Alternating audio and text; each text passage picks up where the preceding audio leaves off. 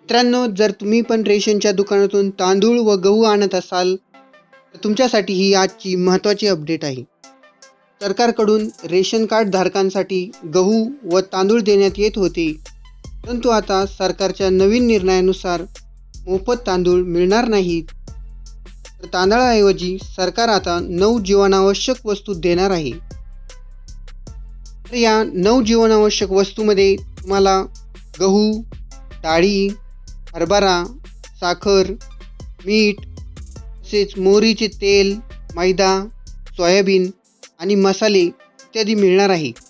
लोकांचे आरोग्य सुधारावे तसेच त्यांच्या आहारातील पोषणाची पातळी वाढविण्यासाठी सरकारने हा निर्णय घेतलेला आहे.